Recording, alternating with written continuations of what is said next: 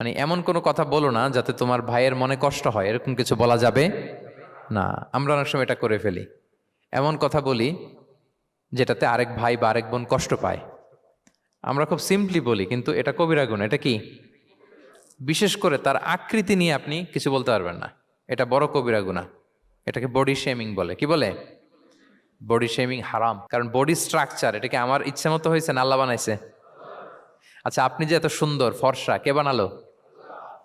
হ্যাঁ, আবার আরেকজন যে একটু শ্যামবর্ণের, তাকে কে বানালো? আপনি লম্বা, কে বানালো? কেউ খর্বাকৃতির খাটো, তাকে কে বানালো? তাহলে আপনি আকৃতি নিয়ে তাকে যদি ঠাট্টা করেন, আসলে কি ঠাট্টা কি তাকে করা হলো নাকি আল্লাহকে? কারণ আসল ডিজাইনারটা কে? হুয়াল্লাযী ইউসাউবিরুকুম ফিল আরহামি কাইফা ইয়াশা। আল্লাহ তাআলা তোমাদেরকে যেমন চেয়েছেন ঠিক তেমন মাতৃগর্ভে তোমাদেরকে ডিজাইন করেছেন, তোমাদের আকৃতি দিয়েছেন। এজন্য কারো আকৃতি নিয়ে অবজ্ঞা করা, তুচ্ছ করা, হেয় করা, এটা প্রকারান্তরে আল্লাহকে অবজ্ঞা করার সমান।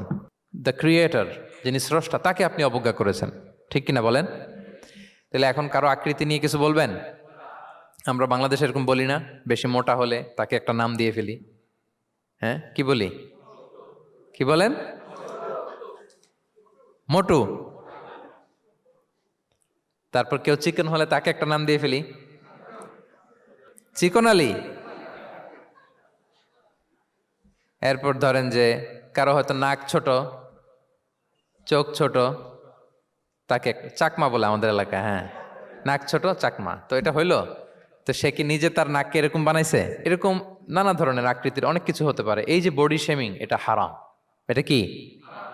এবং জরিপে এসেছে অনেক বাচ্চারা স্কুলে যেতে চায় না তার দেহের বিভিন্ন আকৃতি নিয়ে, তার বন্ধুরা তাকে টিস করার কারণে। খুব মোটা সে, তাকে নিয়ে তার ফ্রেন্ডরা এমন কথা বলে, সে আর স্কুলে যাওয়ার প্রতি আগ্রহ ফিরে পায় না। তো এটা কত বড় সামাজিক সমস্যা আপনি খেয়াল করেছেন? হ্যাঁ, কখনো কারো আকৃতি নিয়ে কোনো কমেন্টস করা যাবে? কারণ আকৃতিটা দিয়েছে কে? এটা খবরদার, এটা বড় কবিরা গুনাহ।